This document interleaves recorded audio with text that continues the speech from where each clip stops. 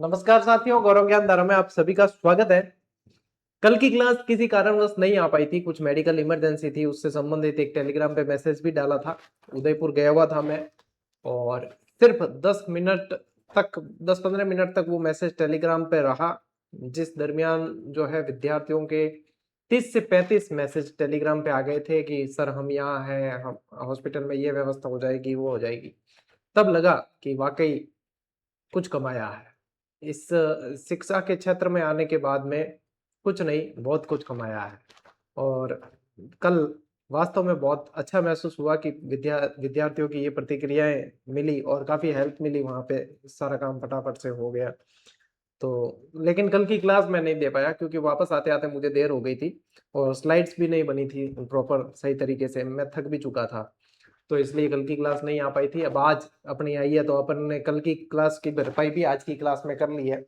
तकरीबन 30 स्लाइड्स है और जो राजस्थान की शौर्य परंपरा टॉपिक है वो आधा इसमें हो जाएगा, आधा कल हो जाएगा। वैसे भी मैं 3 भाग में ये देने वाला था, तो 2 भाग में दूंगा तो भरपाई इसकी हो जाएगी।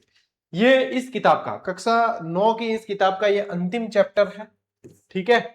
अंतिम चैप्टर है, इसके बाद में कक्षा 9 की किताब भी पूरी हो जाएगी। 10 की हो चुकी, 9 की हो चुकी, पीछे बचेगी छठी, सातवीं, आठवीं। तो भाई साहब अब तो लीला लहर और पो बारे 25 व्यवस्था पूरी तरीके होगी है, ठीक है। ये करवा दिए ना आपको, अब ये दोनों किताबें, बस अब बाहर कुछ भी नहीं जाना है बेटा जी, मौज होगी है, ठीक है। और ये किताब और 6 से 10th वाली जो किताबें हैं आप लोगों के, अब अपनी जो राजस्थान वस्तुनिष्ठ संग्रह आई थी उसी पे आधारित आप लोगों को पता है टेस्ट सीरीज भी दे दी आप लोगों को, ऑफर दिया था। जिसने ऑफर में ज्वाइन किया वो अच्छी बात है, नहीं भी किया तो भी ज्यादा प्राइस नहीं है, 65 रुपए में अभी भी आप ज्वाइन कर सकते हैं। तो मस्ट प्रैक्टिस है ये, इसमें कोई आप लोगों के नुकसान नहीं है, ये सिर्फ फायदे का सौदा है। प्रैक्टिस जरूर कर लेना, साथ साथ जैसे चैप्टर पूरा होता है प्रैक्टिस करें, ठीक है।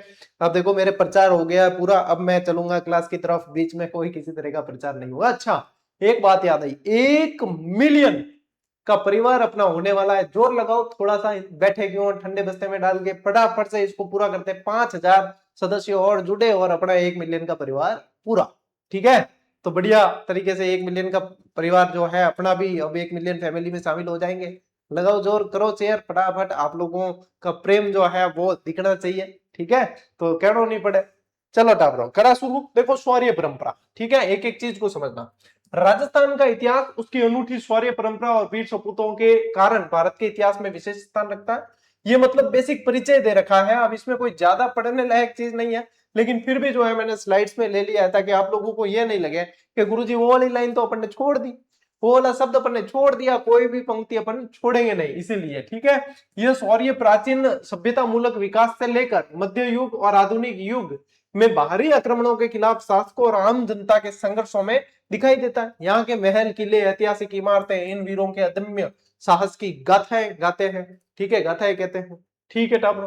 कर्नल जेम्स टॉड का प्रसिद्ध कथन है, ठीक है, अंग्रेज इतिहासकार जिन्हें राजस्थान के इतिहास का जनक भी कहते हैं, उन्होंने कहा है कि राजस्थान में कोई छोटा सा राज्य भी ऐसा नहीं है जिसमें थर्मोपल्ली जैसी रणभूमि न हो, शायद ही ऐसा कोई नगर ना मिले जहां लियोनिडास जैसा वीर पुरुष पैदा नहीं हुआ हो। ये आप लोगों को कोटेशन जो है पूछा जा सकता है, और ये किसने कहा है? कर्नल जेम्स टोड का कोटेशन है। किसका?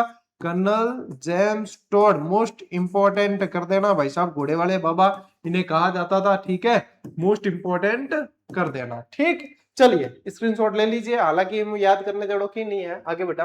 देखो राजस्थान में आरंभ से ही रियासती और सामंती संघर्ष इतने ज्यादा रहे कि यहाँ युद्धों का एक लंबा सिलसिला देखने को मिला है, और अपन भी ये युद्ध पढ़ते पढ़ते ही इस क्लास में पहुंचे हैं। जब अपन ने 10वीं की किताब शुरू की थी इसकी पढ़नी, तो वहां से युद्ध ही पढ़ने शुरू किए थे, क्योंकि राजस्थान का इतिहास ही दे रखा था पहले और युद्ध पढ़ने शुरू किए। तो यहाँ राजस्थान के शासकों के निम्नलिखित बाहरी शक्तियों के विरुद्ध कड़े संघर्ष किए, ठीक है। जैसे तुर्कों के विरुद्ध, दिल्ली सल्तनत के शासक, सिंध से आए आक्रमणकारी, बंगाल के पाल शासक, दक्षिण के चालुक्य, पूर्व के चंदेल, गहडवाल, मराठे, सबसे लड़े अपन, अंग्रेजों से भी लड़े, ठीक है। तो यहाँ पे क्या ध्यान रखना है? अब देखो इतिहास के कुछ प्रसिद्ध युद्ध और यहाँ पे कुछ उदाहरण दे रखे हैं, तो अपन ने इसको भी शामिल किया है। जैसे तराइन का युद्ध 1191 हो गया, खानवा का युद्ध 1527 हो गया, हल्दी घाटी का युद्ध 1576 हो गया। इन इतिहास के प्रसिद्ध युद्ध हुए राजस्थान के शासकों द्वारा लड़े। इन युद्धों में पृथ्वीराज चौहान, राणा सांगा, महाराणा प्रताप जैसे वीर शासकों का जो है भूमिका रही है। ठीक है, अब इन्हें मैं और डिटेल तो क्या बताऊं, मैं थाने सन पटा दिया और मैं युद्ध तो पूरा ही थाने पटा चुकी हूँ। ठीक है, लो स्क्रीनशॉट, स्क्रीनशॉट ले लो भाई। चलिए आगे बढ़ते हैं।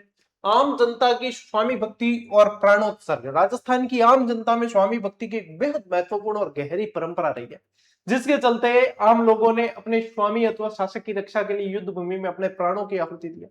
अब इसमें यहाँ पे जैसे कि आम जनता से संबंधित जैसे कि दायमा हो गई, पन्ना दाय है, इनको भी जो है शामिल किया, हाकिम गासूरी है, ठीक है, इन सभी को शामिल किया। अब यहाँ पे जो उदाहरण दिए वो ध्यान रखो, पन्ना दाय, चंदन और कीरतवारी, ठीक है, ये उदय सिंह जी को बचाने संबंधित था, राजा और राज्य के उत्तराधिकारी की रक्षा के लिए।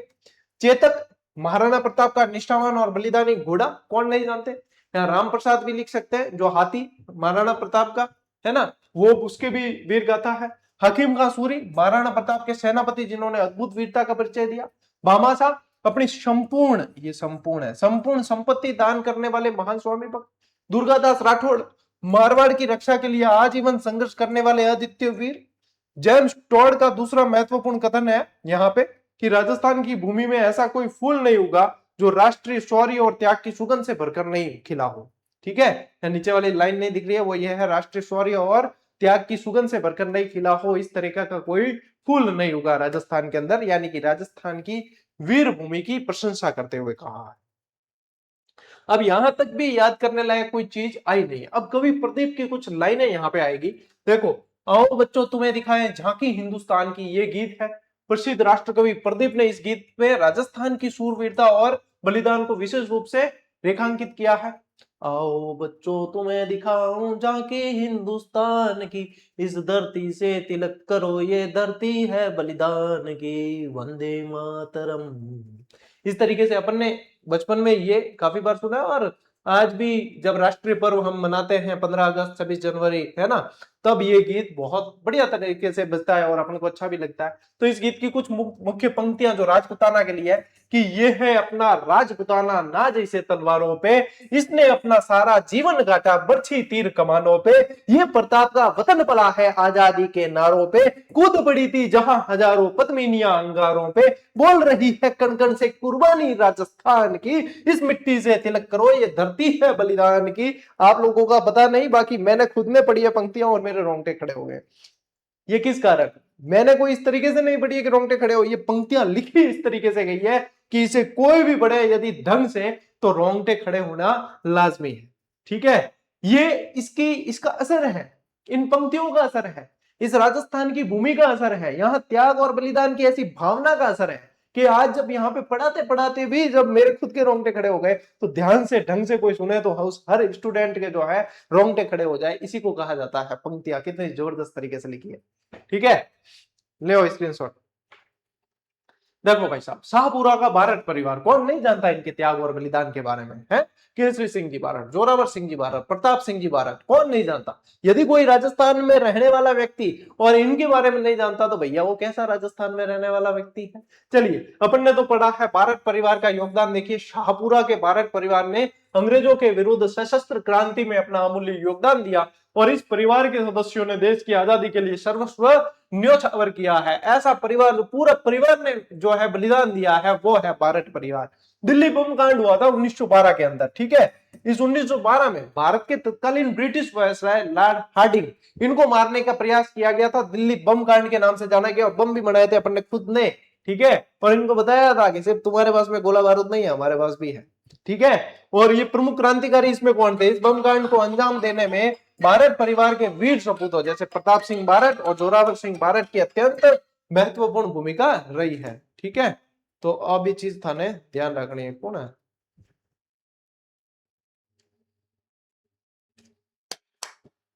ले भाई साहब स्क्रीनशॉट ले।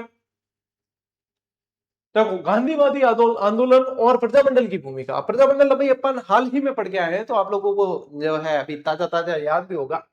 अहिंसात्मक आंदोलन, देखिए, अंग्रेजों के साम्राज्यवादी शासन के दौर में राजस्थान शेष भारत के समान ही महात्मा गांधी के अहिंसात्मक और सर्वोदयी आंदोलनों का एक प्रमुख केंद्र रहा है। राजस्थान की आम जनता ने बिना किसी डर के अभय होकर इस राष्ट्रीय आंदोलन में बढ़ चढ़कर भाग लिया है। गांधी जी के नेतृत्व में चल रहे स्वाधीनता आंदोलनों के दौरान राजस्थान के अलग अलग हिस्सों में प्रजामंडलों की स्थापना हुई, और इन प्रजामंडलों ने बहुत ही अहिंसक तरीके से अंग्रेजों के साम्राज्यवादी और दमनकारी शासन के विरुद्ध राजस्थान के स्थानीय लोगों को संगठित और एकत्रित करने का ऐतिहासिक प्रयास किया। ये चीज यूं है कि मैं रैपिड तरीके से पढ़ रहा हूं, उसका कारण है कि भैया जो डायरेक्ट ये क्लास देखने आया है, तो ये तो भैया क्लास है 77th, यानी कि 77वीं क्लास है। उससे पहले आपको 76 क्लासें देखनी पड़ेगी। उन सब के अंदर ये मैंने बहुत बार पढ़ा दिया है, तो इसलिए यहाँ पे जो है एक तरीके से रीडिंग करते हुए अपन इस जो औपचारिकता आती है पाठ के आगे, उनको जो है अपन एक नजर मार रहे हैं कि भैया हमने ये भी चीज पढ़ ली है। फिर ढंगू तो पढ़ा, देखो अब आ रहा है आगे और, ठीक है बे ढंगू पढ़ा है एकदम ही। ले स्क्रीनशॉट। देखो किसानों का दोहरा शोषण, किसान भी अपन जो है किसान आंदोलन पढ़ के आए हैं। 19वीं शताब्दी के उत्तरार्ध में जब राजस्थान के शासक अपनी स्वाधीनता चेतना को भूलकर अंग्रेजों की ओर झुकाव रखने लगे, किसानों का शोषण करने लगे, ठीक है, तो यहाँ पे जो शोषण होने लगा और शोषण से परेशान किसानों ने संगठित होकर स्थानीय जमींदारों के विरुद्ध संघर्ष शुरू किया। इस संदर्भ में निम्नलिखित आंदोलन बहुत चर्चित रहे, जैसे बिचौलिया और बेंगू का किसान आंदोलन, और भी है बरड़ किसान आंदोलन, अलवर किसान आंदोलन, भरतपुर किसान आंदोलन, बहुत सारे किसान आंदोलन है, लेकिन ये महत्वपूर्ण आप लोगों के इस किताब के इस चैप्टर में दे रखे हैं, इसलिए इसे ध्यान में रखें। ले स्क्रीनशॉट, आगे बढ़ो भाई। अब तो देखो तारा एक और समस्या रो हल हो के 40% जी को एक पेपर में लाना पड़ता है, अब वो वाली समस्या दूर हो गया है और एग्रीगेट कर दिया है कि यानी कि दोनों पेपर मिला के भी 40% लाओ और सिलेक्शन लो। अब तो भाई चेत जाओ, अभी भी लारे रहेगा तो के हुई मने ध्यान को नहीं, मने पतो को नहीं क्या भाई।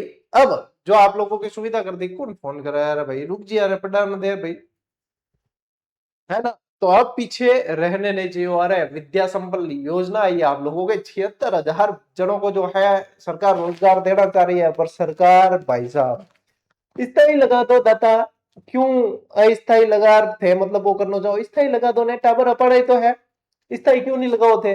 स्थायी भर्ती कार्ड तो जब पर ध्यान रहेगा भाई, 76,000 पोस्टा खाली पड़ी है, पढ़ाई डिस्टर्ब है, टावर लगाना है, तो मैं तो वो स्थायी क्यों नहीं लगाओ भाई। इस युवा बेरोजगार जितने भी लोग हैं उन सबकी यही मांग है कि दाता माने स्थायी लगा दो थे, अस्थायी भर्ती में क्या करा। मान लो कि 2-4 दिन नौकरी कर दी, 2-4 महीना भी कर दी, आखिर में स्थायी लगाओ तो मान तो थे काटो, तो मान ना अंधेरा रखो, ना अंधेरा रखो, खाटे खलडी जाओ है, न तो मैं तैयारी कर पावा ढंगू और न जो है कमा पावा, तो या तो मन तैयारी करने दो या तो मन स्थायी लगा दो।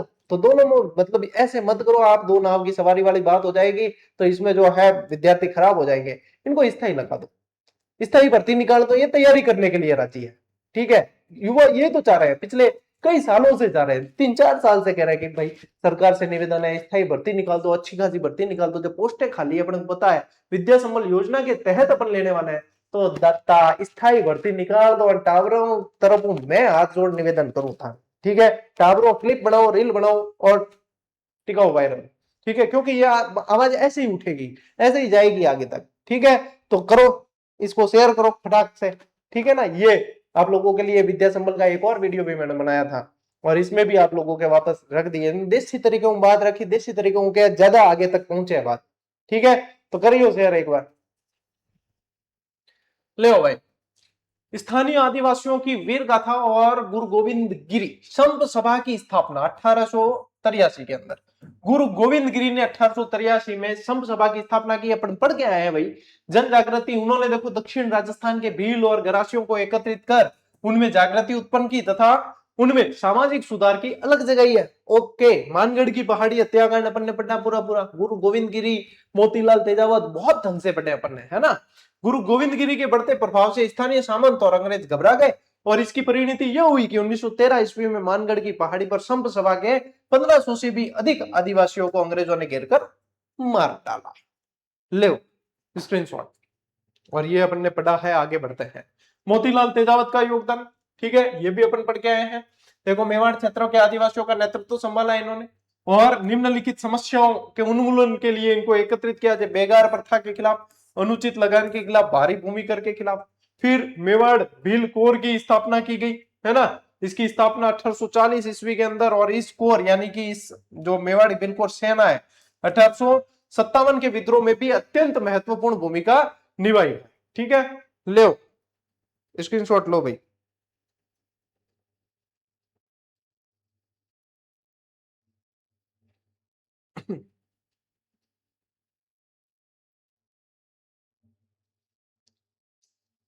ठीक है, बड़े आगे। अब देखो यहाँ पे 1840 है तो अब बहुत जने कंफ्यूजन होंगे क्योंकि एक्चुअल वर्ष जो है वो 1841 है और जनवरी के अंदर लगभग ये होती है, इसीलिए यहाँ पे 9वीं की किताब के अंदर 1840 दे रखा है, एक्चुअल वाला भी दिया रखा है 1841 है। ठीक है, अब देखिए निष्कर्ष और अगले बाकी भूमिका है कि संक्षेप में राजस्थान के कण कण में स्वाधीनता चेतना और समाज के विभिन्न वर्गों में आराम से मौजूद रही है और जब जब इस स्वाधीनता चेतना के वो आंतरिक अथवा बाह्य किसी भी प्रकार की चुनौती मिली है तो वहां वीरतापूर्ण तरीके से मुकाबला किया।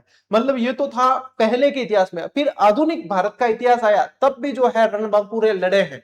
ठीक है, जो पड़ोसी राज्यों से संघर्ष, पड़ोसी देशों से संघर्ष हुआ है उसमें भी अपने यहाँ के रणबांकुरों ने वीरता दिखाई है। तो देखो सेना में भागीदारी निभाई, आजादी के बाद भी राजस्थान के नौजवान रणबांकुरे भारतीय सेना में भारी संख्या में भर्ती होकर शौर्य और साहस की ऐतिहासिक परंपरा को आगे बढ़ाते हैं। राष्ट्रीय सुरक्षा और देश की सीमाओं की रक्षा के लिए जहां सैनिकों ने अनेक बार प्राणों की आहुति दी है, जैसे कि यहाँ पे जो है आपने देखोगे तो बहुत सारे सैनिक जो है अपनी वीरता को प्रदर्शित करते हुए दिखते हैं। ठीक है, चलो आगे बढ़ा। देखो अब यहां से आता है आपके एक्चुअल जो इस पार्ट के अंदर से प्रश्न बनते हैं वो वाला सेक्शन, परमवीर चक्र और राजस्थान के विजेता। ठीक है, देखिए परमवीर चक्र का महत्व क्या है। यह है परमवीर चक्र जो सम्मान है भारत का सर्वोच्च यानी सबसे बड़ा सैन्य अलंकरण है। इसके बाद में आता है महावीर चक्र।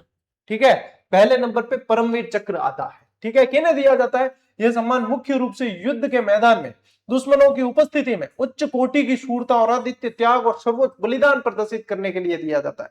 राजस्थान के शहीद परमवीर चक्र विजेता कौन है? जैसे शहीद मेजर पीरू सिंह शेखावत 1952 में परमवीर चक्र दिया इन्हें, और शहीद मेजर शैदान सिंह 1963 में मरणोपरांत इन्हें परमवीर चक्र से नवाजा गया है। तो ये ध्यान रखना, अभी डिटेल में पढ़ेंगे आपने इनके बारे में, तो ये परमवीर चक्र के विजेता आप लोगों को पूछते हैं। ठीक है, चलो भाई साहब अब आते हैं अपन एक एक डिटेल में पढ़ते हैं, यहां से प्रश्न बनने आप लोगों के प्रारंभ है। ठीक है, अभी तक अपन ने पृष्ठभूमि पढ़ी है। देखो भाई साहब, शहीद मेजर पीरू सिंह जीवन परिचय देखते हैं। इनका जन्म कब हुआ है? 20 मई 1918। जन्म हुआ कहां है? रामपुर बेरी गांव, जिला झुंझुनू के अंदर हुआ है। कहां है? रामपुर बेरी जिला झुंझुनू के अंदर जन्म होता है। ठीक है, शेखावाटी के ये वीर है। सेना में भर्ती कब हुए? 1936 में राजपुताना राइफल्स में भर्ती हुए। Most important. अब क्यों इंपोर्टेंट है?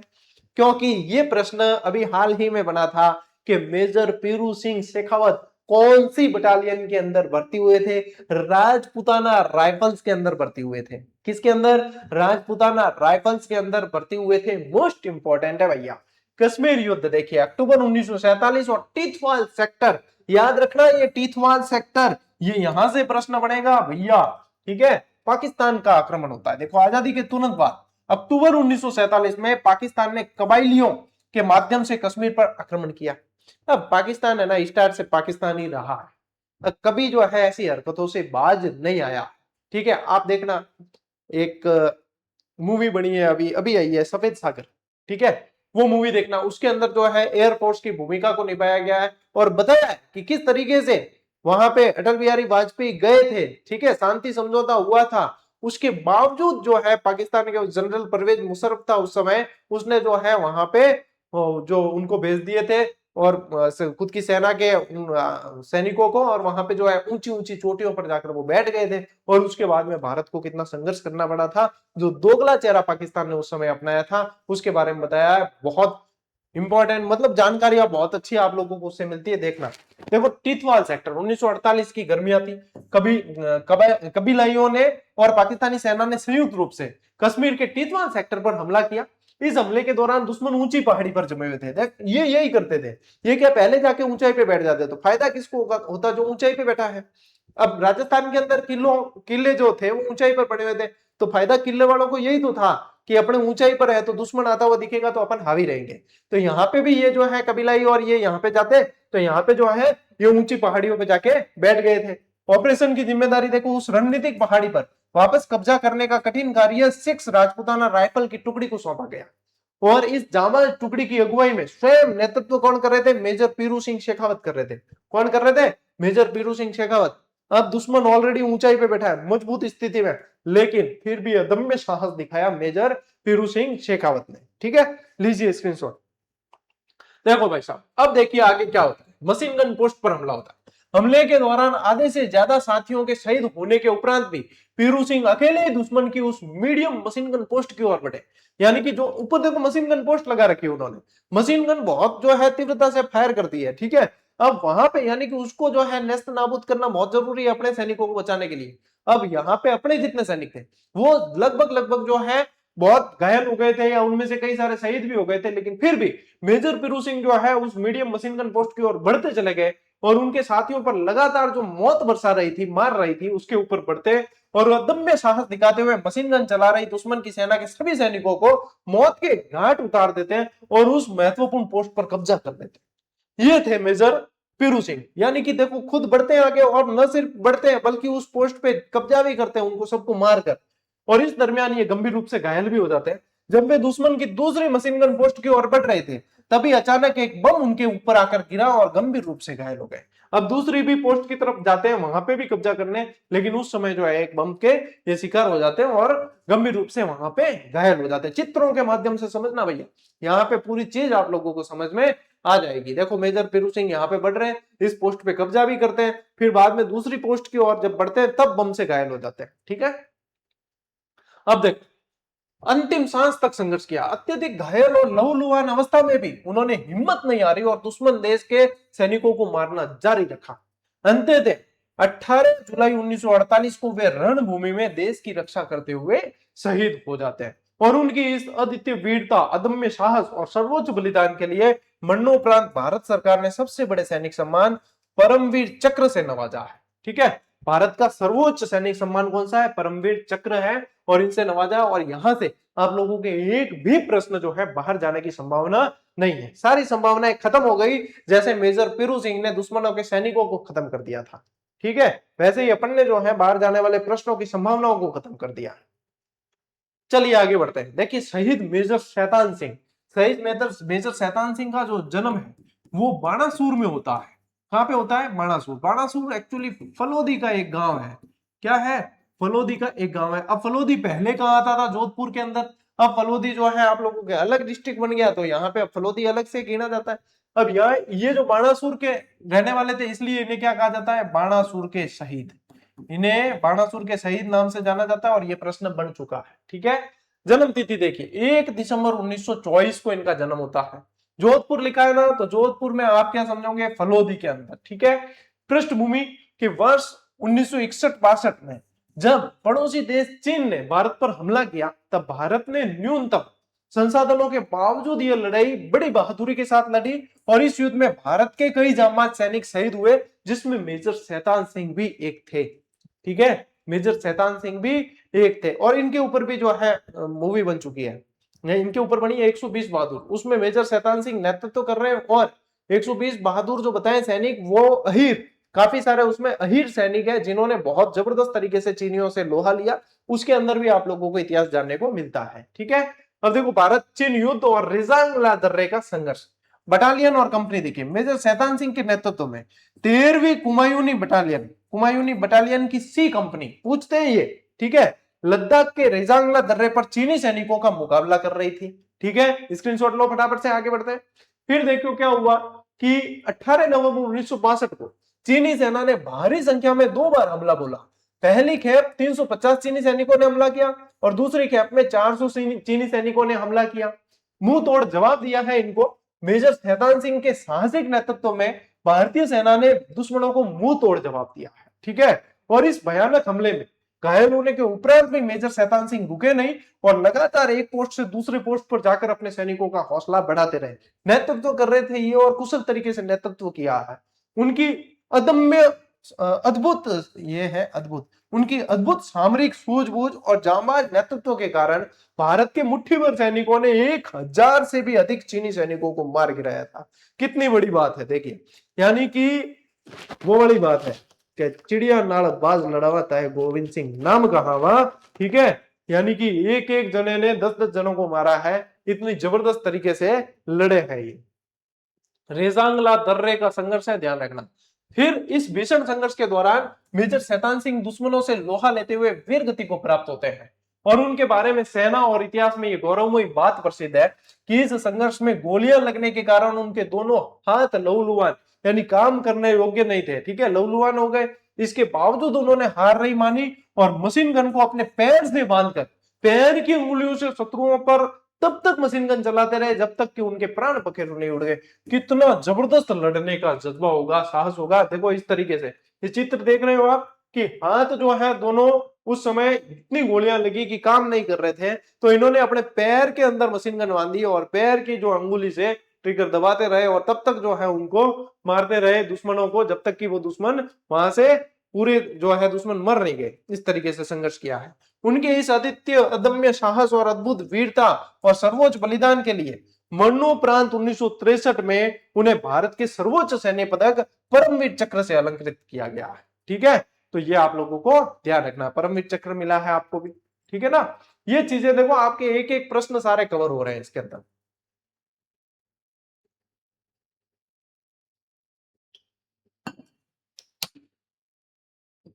अब देखिए राजस्थान के महावीर चक्र विजेता और प्रमुख सेनानी बढ़ते हैं अपन।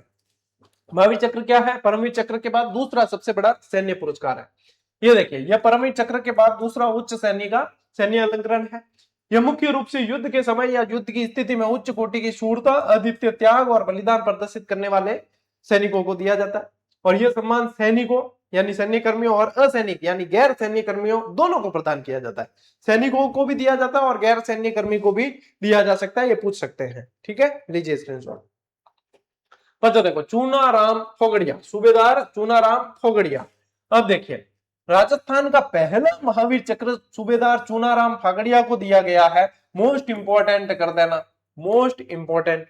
इन्हें यह सम्मान 1948 ईस्वी में भारत पाकिस्तान युद्ध के अंदर अदम्य वीरता का परिचय देने के लिए दिया गया है। अब देखो ये चित्र एक्चुअल नहीं है, सारे सारे ये चित्र क्या है, बनाए गए हैं, एआई से बनाए ताकि आप लोगों को चीजें समझ में आ जाए। तो ये चित्र जो है जैसे कि ये फेस वाले चित्र आते हैं ना, इसमें ये मत समझना कि एकदम है, आपके समझने के लिए कि हाँ भाई आपको समझना है। अब देखिए जीवन परिचय देखें, 1923 में जन्म होता है और दलमास की ढाणी के अंदर होता है जो लक्ष्मणगढ़ के अंदर पड़ती है सीकर में। ठीक है, यहाँ पे आपका जन्म होता है। फिर युद्ध का घटनाक्रम देखो, जून 1948 कश्मीर के पूंछ राजौरी सेक्टर में एक पहाड़ी पर डटे दुश्मनों को पीछे धकेलने की जिम्मेदारी राजपुताना राइफल्स टुकड़ी को सौंपी गई थी। ठीक है, ये भी राजपुताना राइफल्स के वहां पे जो है हिस्सा थे। इस टुकड़ी का नेतृत्व तत्कालीन हवलदार चूनाराम फागड़िया कर रहे थे और जब वे दुश्मन के अत्यंत नजदीक पहुंचे तो उन पर ग्रेनेड से हमला किया गया। जब ये बहुत पास पहुंच गए थे तो इनके पास में जो है ग्रेनेड आ गया था, एक ग्रेनेड फटा था और चूनाराम जो है ग्रेनेड हमले से भयभीत नहीं हुए। उन्होंने वीरता दिखाते हुए 2 दुश्मनों को मार गिराया और 3 को गंभीर रूप से घायल कर दिया। इस अद्भुत साहस के लिए भारत सरकार ने उन्हें महावीर चक्र दिया है। इस अद्भुत साहस के लिए महावीर चक्र से सम्मानित किया है। ठीक है, चलिए स्क्रीनशॉट लीजिए। देखिए अब पढ़ते हैं अपन शहीद सैनिक डोकल सिंह, शहीद सैनिक डोकल सिंह जी के बारे में। देखिए जीवन परिचय, 1 दिसंबर 1923 को जन्म होता है। गांव शेखला जुनावास जोधपुर के अंदर इनका जन्म होता है। ठीक है, 21 वर्ष की आयु में 1944 में भारतीय सेना की 6ठी राजपुताना राइफल्स में सम्मिलित हुए ये भी। ठीक है, राजपुताना राइफल्स के बहुत सारे सैनिक हैं, मोस्ट इंपोर्टेंट है, याद रखना। इनसे संबंधित ये चीजें पूछते हैं कि कौन से सैनिक टुकड़ी के हिस्सा थे, तो ये भी आपको ध्यान रखना है। ये उस समय जो 1948 वाले जो युद्ध हुए ना, उनमें ज्यादातर ये राजपूत राइफल्स के अंदर ही थे, राजपुताना राइफल्स। फिर देखो अप्रैल 1948 भारत पाकिस्तान की इसी लड़ाई में डोकल सिंह की सैन्य टुकड़ी कश्मीर के उरी क्षेत्र में तैनात थी। कहां पे थी? उरी क्षेत्र। ठीक है, ये ध्यान रखना, लो स्क्रीनशॉट। फिर 29 अप्रैल उरी का मोर्चा, देखो उनकी सैनिक टुकड़ी को उरी का मोर्चा कहलाने वाली नवाला पिकेट को दुश्मनों के कब्जे से मुक्त कराने का आदेश मिला। ठीक है, नवाला पिकेट को मुक्त कराना था, एक चोटी थी।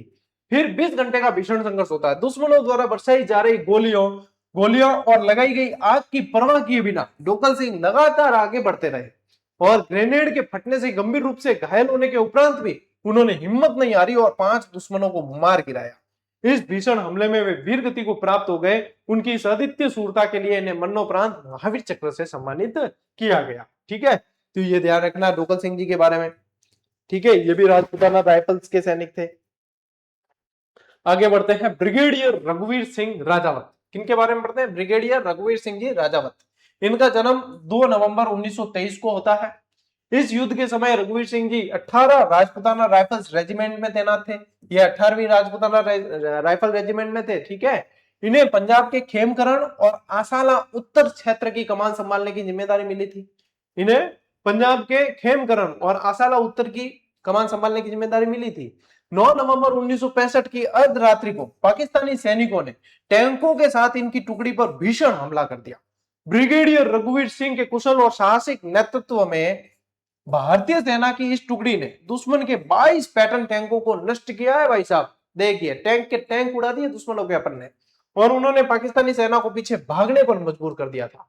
इनके इस अदम्य साहस के लिए तत्कालीन राष्ट्रपति डॉक्टर सर्वपल्ली राधाकृष्णन ने उन्हें महावीर चक्र से सम्मानित किया है। ठीक है, यहां से भाई साहब दबा दबा के आप लोगों के प्रश्न पूछे जाएंगे, भर भर के प्रश्न आएंगे। यहां से आगे बढ़ते हैं। कर्नल उदय सिंह भाटी, देखिए राजस्थान के जोधपुर के शेरगढ़ से संबंध रखते हैं। ये 26 जनवरी 1972 को महावीर चक्र से आपको सम्मानित किया था। 1971 का जो भारत पाकिस्तान युद्ध था कारगिल सेक्टर वाला, वो उसके अंदर इन्होंने जो है साहसिक प्रदर्शन किया था। दिसंबर 1971 में युद्ध के समय कर्नल उदय सिंह भाटी की तैनाती कारगिल सेक्टर के अंदर थी, और उनके नेतृत्व में लद्दाख स्काउट की 3 टुकड़ियों को चालुका से तारटोक तक का क्षेत्र कब्जे में लेने का कठिन कार्य दिया गया था। ठीक है, अब वह क्षेत्र सभी तरफ से कटा हुआ था, 18,000 फीट की ऊंचाई पर स्थित था। वहां का तापमान 0 डिग्री और वह बेहद दुर्गम क्षेत्र था जहां चलना भी अत्यंत कठिन था। ठीक है, इतनी विषम परिस्थिति थी, और संचार व्यवस्था से पूरी तरह कटे होने के बावजूद कर्नल उदय सिंह ने अपनी सूझबूझ से साथियों का हौसला बनाए रखा। उनके दल ने दुश्मनों को पीछे हटने पर मजबूर कर दिया, और 10 दिन तक चले इस लंबे ऑपरेशन में भारतीय सेना दुश्मन सेना को भारी नुकसान पहुंचाती है। ठीक है, और उनके इस अद्वितीय साहस के लिए इनको भी महावीर चक्र से सम्मानित किया गया है। ठीक है, तो बेसिक जानकारी के साथ में कौन से युद्ध में इन्होंने संघर्ष किया है वो याद रखना है आपको। चलो साहब आगे बढ़ते हैं। लेफ्टिनेंट कर्नल हनूत सिंह, 6 जुलाई 1933 को जसोल के अंदर जन्म होता है। अब जसोल जो है बाड़मेर में नहीं आकर जसोल कहां आ जाता है, बालोतरा के अंदर। ठीक है, जहां रानी भटियाणी जी का मंदिर है वही जसोल है। अप्रैल 2015 में उनका निधन हो गया। 1971 के भारत पाकिस्तान युद्ध के अंदर आपने अदम्य साहस का प्रदर्शन किया था। युद्ध के समय lieutenant colonel Hanut Singh Poona horse command में तैनात थे। 16 दिसंबर 1941 को उनकी तैनाती शक्करगढ़ सेक्टर में होती है, और उनकी सैन्य टुकड़ी को बसंतर नदी पर दुश्मनों से मुकाबला करने के लिए भेजा गया। मोस्ट इंपोर्टेंट प्रश्न है, नदी से पूछा जा सकता है। ठीक है, लीजिए स्क्रीनशॉट। फिर देखिए, दुश्मनों ने जमीन के भीतर विस्फोटक माइंस बिछा रखे थे, लैंड माइंस होते हैं ना, वो बिछा रखे थे। अपनी जान की परवाह किए बिना उन्होंने लगातार 2 दिनों तक अपने साथियों के साथ दुश्मनों का सामना किया। वे दुश्मनों के क्षेत्र में 700 मीटर अंदर तक घुस गए और दुश्मनों के करीब 50 टैंक नष्ट कर दिए भाई साहब। ठीक है, कि मोस्ट इंपोर्टेंट है। ठीक है, प्राप्त सम्मान इनको कौन सा मिला है? इनके इस साहसिक नेतृत्व के लिए भारत सरकार ने उन्हें महावीर चक्र से सम्मानित किया, और उनकी बहादुरी से प्रभावित होकर 1971 के युद्ध के बाद पाकिस्तान ने भी उन्हें फक्र है हिंद की उपाधि दी। और यह होता है आप लोगों के लिए अति महत्वपूर्ण प्रश्न कि ऐसे कौन से व्यक्तित्व थे जिनको पाकिस्तान ने भी फक्र है हिंद की उपाधि दी थी? तो वो थे लेफ्टिनेंट कर्नल हनूत सिंह।